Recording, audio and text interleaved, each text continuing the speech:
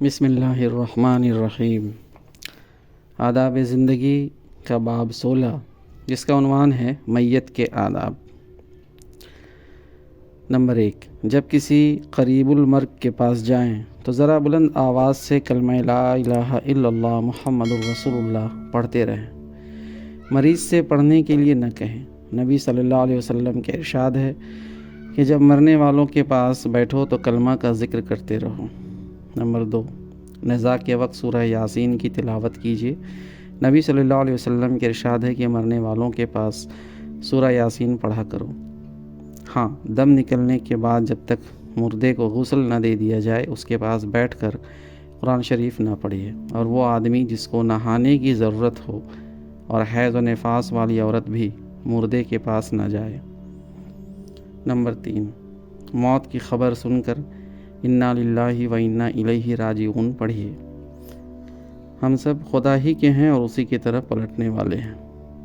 نبی صلی اللہ علیہ وسلم کے ارشاد ہے کہ جو آدمی کسی مصیبت کے موقع پر انا للہ و انا الیہ راجعون پڑھتا ہے اس کے لیے 3 اجر ہوتے ہیں۔ اول یہ کہ اس پر خدا کی طرف سے رحمت اور سلامتی اترتی ہے۔ دوسرا یہ کہ اس کو حق کی تلاش و جستجو کا اجر ملتا ہے۔ تیسرا یہ کہ اس کے نقصان کی تلافی کی جاتی ہے اور اس کو فوت ہونے والی چیز کا اس سے اچھا بدلہ دیا جاتا ہے۔ نمبر 4، میت کے غم میں چیخنے، چلانے اور بیان کرنے سے پرہیز کیجیے۔ البتہ غم میں آنسو نکل پڑیں تو یہ فطری بات ہے۔ نبی صلی اللہ علیہ وسلم کے فرزند حضرت ابراہیم کا انتقال ہوا تو آپ کی آنکھوں سے آنسو بہہ پڑے۔ اسی طرح آپ کے نواسے ابن زینب کے انتقال ہوا تو آپ کی آنکھوں سے آنسو رواں ہو گئے۔ پوچھا گیا یا رسول اللہ صلی اللہ علیہ وسلم یہ کیا؟ فرمایا یہ رحمت ہے جو خدا نے اپنے بندوں کے دل میں رکھ دی ہے، اور خدا اپنے بندوں میں سے انہی بندوں پر رحم فرماتا ہے جو رحم کرنے والے ہیں۔ اور آپ نے یہ بھی فرمایا کہ جو منہ پر تماچے مارے، گریبان پھاڑے، جاہلیت کی طرح بیان کرے اس کا ہم سے کوئی تعلق نہیں۔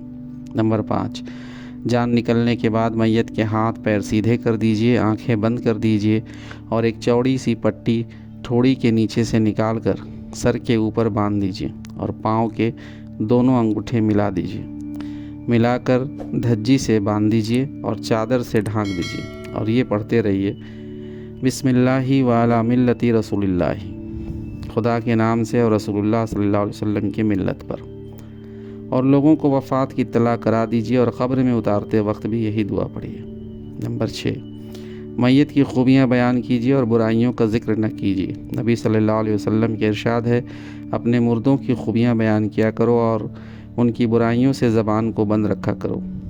اور آپ صلی اللہ علیہ وسلم نے یہ بھی فرمایا جب کوئی شخص مرتا ہے اور اس کے 4 پڑوسی اس کے بھلا ہونے کی گواہی دیتے ہیں تو خدا فرماتا ہے میں نے تمہاری شہادت قبول کر لی، اور جن باتوں کا تمہیں علم نہیں تھا وہ میں نے معاف کر دی۔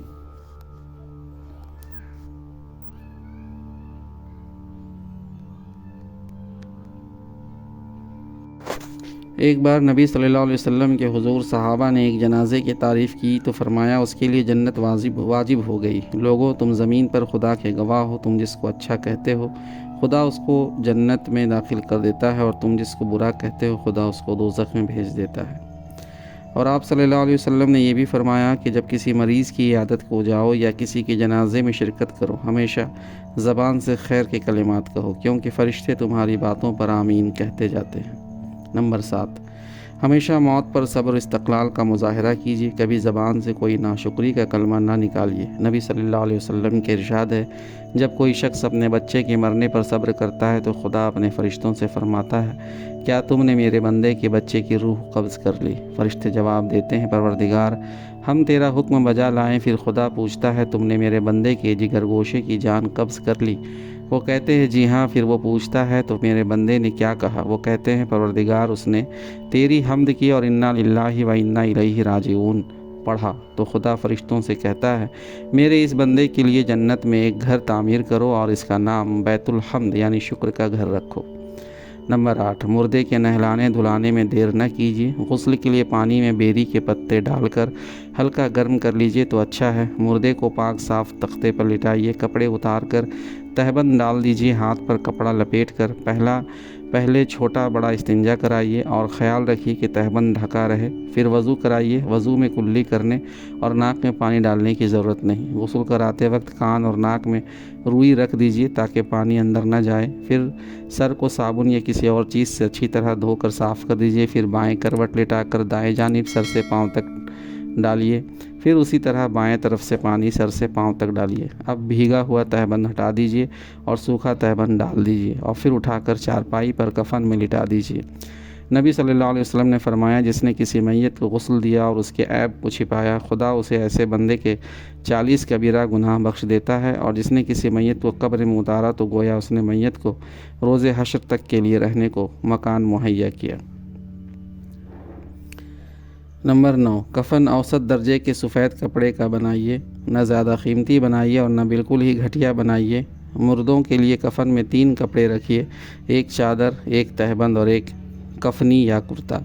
چادر کی لمبائی میت کے قد سے زیادہ رکھیے تاکہ سر اور پاؤں دونوں جانب باندھا جا سکے، اور چوڑائی اتنی رکھیے کہ مردے کو اچھی طرح لپیٹا جا سکے۔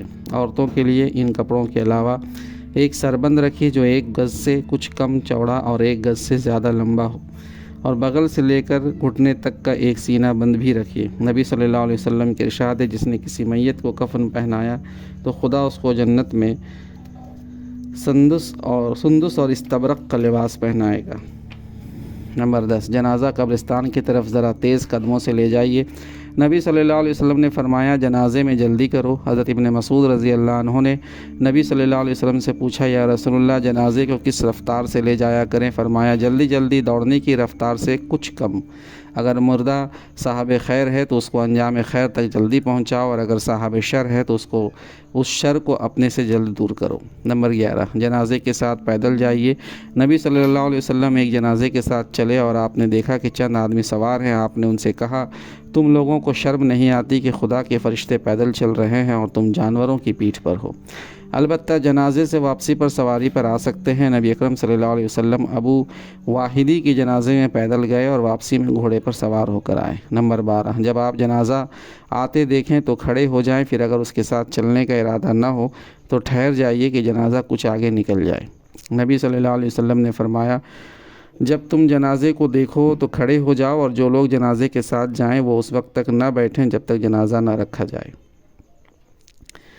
نمبر 13، نماز جنازہ پڑھنے کا بھی اہتمام کیجیے اور جنازے کے ساتھ جانے اور کندھا دینے کا بھی اہتمام کیجیے۔ نبی صلی اللہ علیہ وسلم کے ارشاد ہے، مسلمان کا مسلمان پر یہ بھی حق ہے کہ وہ جنازے کے ہمراہ جائے، اور آپ صلی اللہ علیہ وسلم نے یہ بھی فرمایا، جو شخص جنازے میں شریک ہو اور جنازے کی نماز پڑھی تو اس کو 1 قرات کے برابر ثواب ملتا ہے۔ نماز کے بعد جو دفن میں بھی شریک ہو اس کو 2 قرات کے برابر ثواب دیا جاتا ہے۔ کسی نے پوچھا، 2 قرات کتنے بڑے ہوں گے؟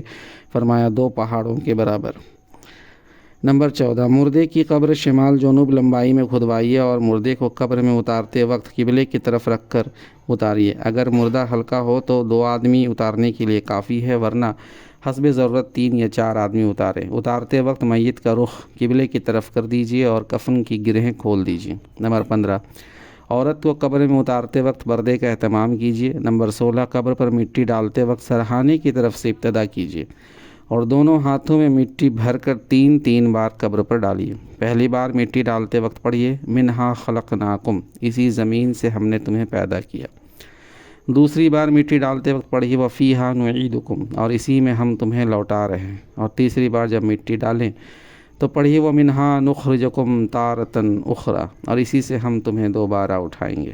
نمبر 17، میت کی قبر کو نہ زیادہ اونچا کیجیے اور نہ چوکور بنائیے، بس اتنی ہی مٹی قبر پر ڈالیے جو اس کے اندر سے نکالی ہے، اور مٹی ڈالنے کے بعد تھوڑا سا پانی چھڑک دیجیے۔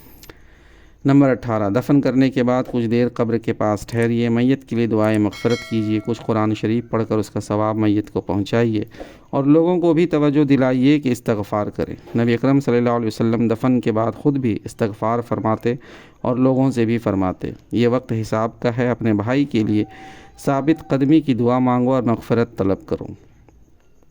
نمبر 19، عزیزوں، رشتہ داروں یا پاس پڑوس میں کسی کے یہاں میت ہو جائے تو اس کے یہاں 2 ایک وقت کا کھانا بھجوا دیجیے، اس لیے کہ وہ غم میں پریشان ہوں گے۔